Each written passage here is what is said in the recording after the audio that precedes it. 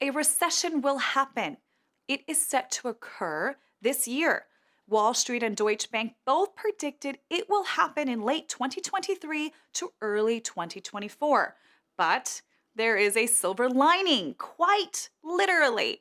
Silver could actually be used as our saving tool. Historically, silver prices tend to do well moving into a recession and into the early portion of a recession. In the beginning of the Great Recession, which officially started in December 2007 and lasted until July 2009, the price of silver sat at $11.95 an ounce. But by the end of December 2007, it had jumped to $14.74 an ounce. The peak price of silver hit $19.24 at the end of February 2008. Near the end of October 2008, at the close of the Great Recession, the price of silver stood at $13.94 per ounce.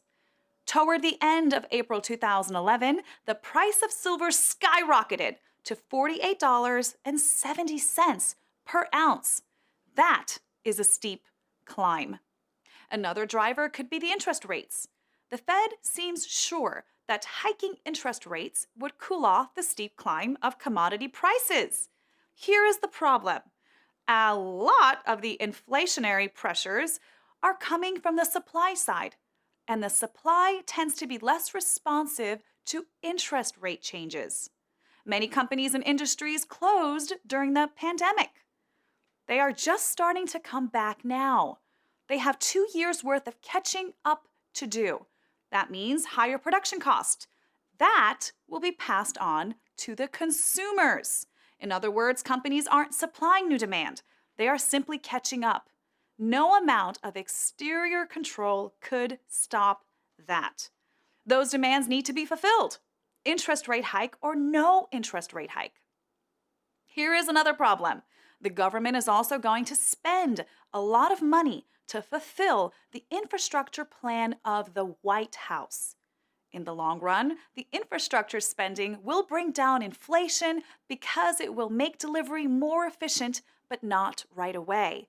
While infrastructure is being built, demand for commodities and raw materials will increase. Given all these factors, I don't think the economy will collapse. After all, our economy is still far stronger than most countries. Many investors are running to the dollar and to the US with all the uncertainty. But with the gross domestic product and other economic fundamentals still weak, the US dollar will continue to weaken. Since 1950, the US dollar has lost 90% of its value. But with the continuous mishandling of our economy, how much faster do you think the dollar will fall? Share your opinion in the comment section below. Subscribe to our YouTube channel if you haven't already. Click the notification bell so you get all the alerts. You can also subscribe to our newsletter at www.noblegoldinvestments.com. This is Anna Kate with Noble Gold News.